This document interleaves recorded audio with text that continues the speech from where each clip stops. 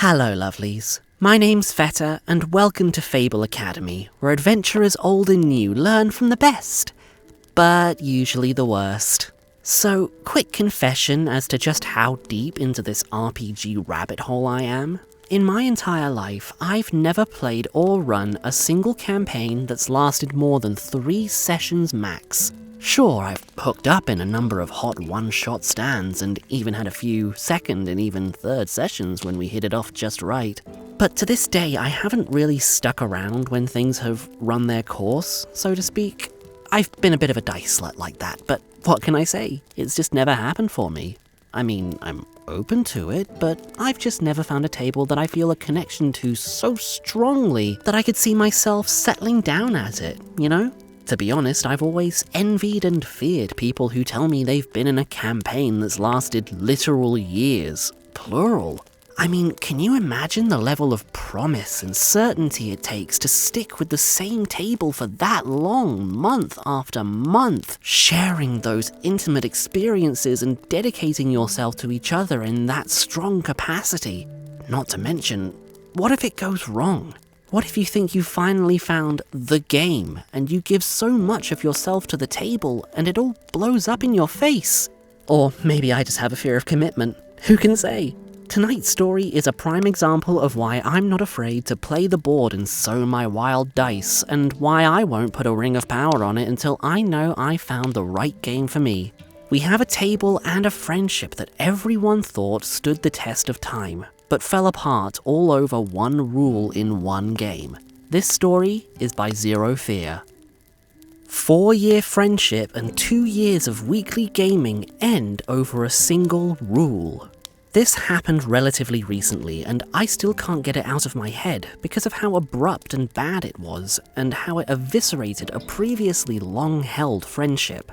So let's start at the very beginning. Several years ago, I, 32M, met a guy at a social gathering and got to know him fairly well. We'll call him Josh.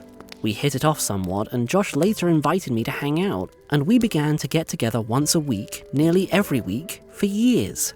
In my personal life, I really enjoyed playing games and had a backlog of tabletop games I wanted to play, but didn't have anyone to play with. I ended up inviting Josh and 2 other friends to get together and play Gloomhaven on a weekly basis.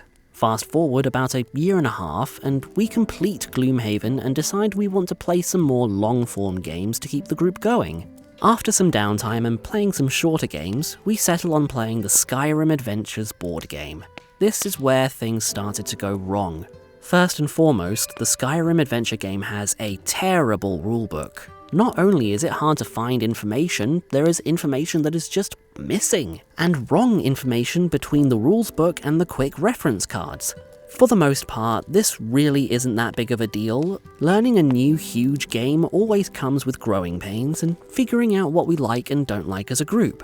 However, week 2 of playing the game is when things started to become problematic. Josh took time during the week to look into the rules and found several rules that we had been applying wrong. No issue there, and at the start of session 2, we talked about rule clarifications and all the stuff he had learned since last week. No one had any issues with these rules or clarifications, especially since we got to discuss them right at the start and see what everyone thought about all the clarifications. Then, in the middle of the game, Josh does something that everyone in the group is surprised by, because this isn't one of the rules that was clarified. Essentially, one of the game developers had to state how a mechanic worked on BGG because it didn't make it into the rules, and it's a pretty unliked rule. As such, when this rule came up out of nowhere, the rest of the group was hostile towards it. To be fair to Josh, the rest of us did not handle this revelation well, and I personally later applied for hating the rules so much and feeling like I was attacking him, rather than this rule I didn't like. To be realistic though, this wouldn't have been an issue if Josh had talked about the rule in the beginning like the rest of the rules, and other people at the table mentioned in private that he seemed to take pleasure in springing this rule on us. All told, I think it's fair to say everyone is partially to blame for the tension we felt that night. Now, we get into the real meat of the situation, and what caused this almost 2-year-long game group to completely dissolve. We get to session 3, and Josh has a proposal for the rest of us. He thinks that the game allows for a little exploit to gain a potential of infinite gold, the most versatile resource in the game. No one else in the group agrees that the rules allow for this, and also say that even if it did, we would homebrew it out because it feels completely unbalanced. Quick note, Skyrim is a cooperative game, so any one person getting a ton of resources is only good for the rest of us. We just didn't want to completely unbalance the game. Unfortunately, rather than accepting the majority opinion, he continued to say that it really wasn't that broken and he really wanted to try it out. Me and one other guy are pretty hard to budge on these things, so we just kept saying no, and so we didn't get into the actual game. Then, one other member says, "We'll let you use this rule this session and make a final decision at the end. Now let's fucking play." We were all feeling pretty tense and annoyed, so we just went with it. During the game, Josh earned 16 gold alone with this rule, which is as much as the rest of the group combined. During one of the infinite glitch procedures, Josh literally said that he thought it was actually overpowered, so it was much to the rest of our surprise when he suggested he continue to be allowed to use it. Of course, the rest of us said no, as it was obviously overpowered and ruined the balance of the game. Again, rather than accepting majority rule, Josh continued to claim that it didn't break the game, and it was only letting him keep up with the rest of us, in theory. Josh continued to claim that my character's special ability would allow me to get just as much gold as him, even when in this session I literally earned about 1/3 of what he did. The group continued to say no to the rule, and Josh continued to say it was only fair for him to have it. It even got to the point where he claimed that if he didn't get to use this infinite glitch, his power as written was useless and he would never get money. We ended the session on pretty bad terms, and I think it's fair to say that no one had any interest in returning to play in an environment like that. Since I host the game night and I'm the one who put it together, I try to smooth things over in our group chat. I messaged everyone after a few days of radio silence and talked about the bad mood we all had, and we needed to figure out why things were becoming so problematic. My hope was that Josh would realize that it's inappropriate to continue to fight the group on a rule to the extent that people are getting upset. This is not what happened. Instead, Josh says that he feels singled out and attacked by everyone else in the group, and if we can't figure things out, he's going to leave the group. This pissed everyone else in the group off a bit, because from our perspective, Josh is the one who needed an attitude adjustment. A few of the people send him messages asking what the issue was, and he again talks about this rule that we voted no one, claiming, and he again talked about this rule that we voted no one would use, claiming that it wasn't fair that he couldn't have it. He then claimed it wasn't really about the rule, but every single time he messaged back a response to questions, that stupid rule came up again, so it was about him not getting his way. I send a message to the whole group to make sure that what I think happened is how everyone else felt. Josh refused to go with the group's decision, and that led to a hostile environment that the rest of us didn't take well, which led to really nasty feelings. Josh, of course, disagreed and thought that he wasn't fully heard out. Everyone else thought he was acting like a spoiled brat who wasn't getting what he wanted.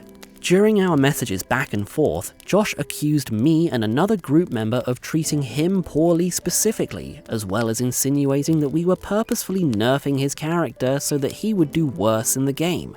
We had now moved from being annoyed at the game to being annoyed at a person, and every message sent continued to dig Josh's hole deeper. Josh claimed he wasn't heard out, so all 4 members asked him how he wanted the discussion about the rule to go, and he said that he didn't want a one person to make a final decision. This came off as incredibly odd to everyone in the group, because by our account, that's exactly what happened. Josh proposed a rule, the rest of the group vetoed it, and we should have moved on, but since it wasn't the ruling Josh wanted, he complained. In reality, Josh wanted to be singularly in charge of this rule and wouldn't hear otherwise. After lots of back and forth, I finally decided that Josh was correct and that he, that Josh would no longer be welcome in the group. In addition, while I didn't say this outright, he was no longer my friend, as I can't be hanging around people that are going to crash out and lash out because they don't get their way. After I made the official announcement, Josh claimed that the real problem was that he didn't really hear what we were saying the night of. Irrelevant, since these same comments were made in the chat and he responded the same as of the night of the incident. He claimed that he didn't intend to be hurtful and spiteful to some of us, but did not actually apologize for doing so, and made a comment about wondering if everyone thought his character was too strong. Again, this is a co-op game. We weren't nerfing him because he was winning too hard, we just wanted to maintain game balance and avoid obvious exploits. To vent and add more context, Josh claimed that no one would explain why his rule was broken. This is A, false due to us letting him play with this rule, and even he himself agreed in the moment that it was busted. B, false because I literally looked up statistics to compare his broken ability with the usual ability compared to everyone else's ability in the game and showed, mathematically, that they were even if played correctly. And C, false because he only believes that his infinite glitch was fine because he convinced himself that my character's ability in particular would earn even more than him with the infinite glitch, despite the fact that this was proven wrong while we actually played. Despite all three of these things, he continued to claim that it wasn't fair to him personally that he didn't get this rule enhancement. Luckily, the rest of the group decided to stay together. I simply removed Josh's character from the game, and we moved on like nothing happened other than feeling awful from Josh's crash out. I personally felt awful for a full week while this was all going on. At one point I thought to myself, is this all really about a single rule that I don't like? If it's just the rule, then why do I care so much?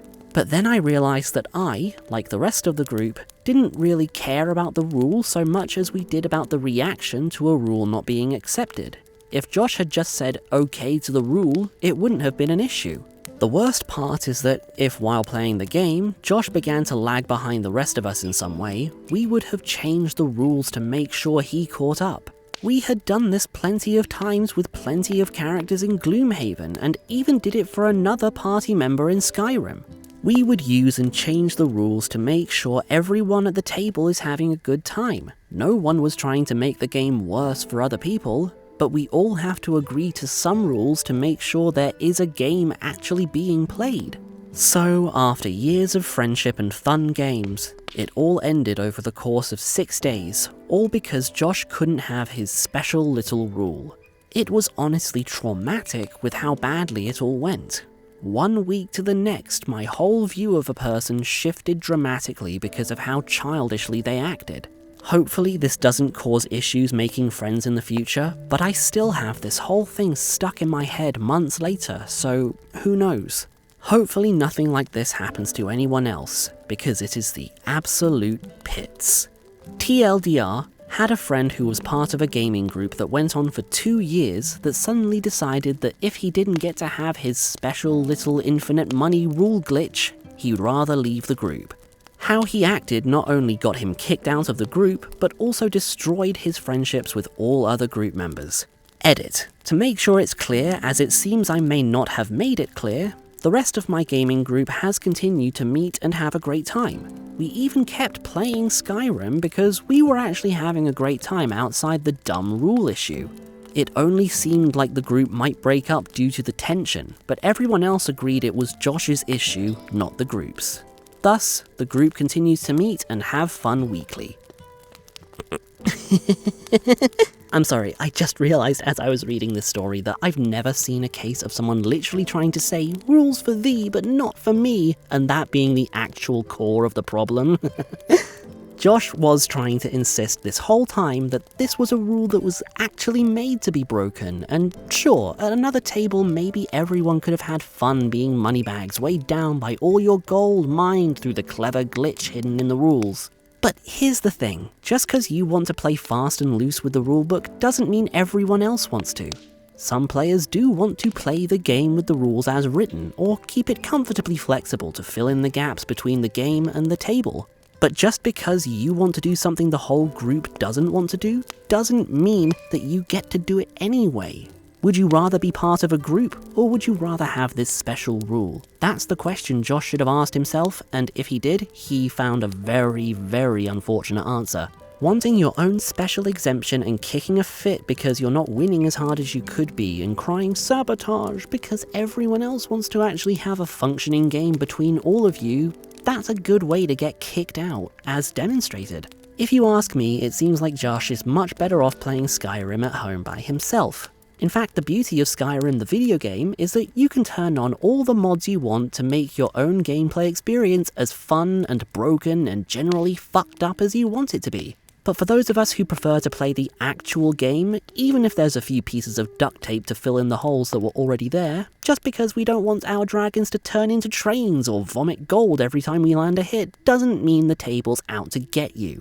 It does make me sad that a seemingly long and valued friendship deteriorated over this, and in most other cases I'd say there's some of that friendship that could have been salvaged. Not every friend has to be an everything friend. You can absolutely have friends that you just don't do certain things with if it's not a good dynamic for the both of you.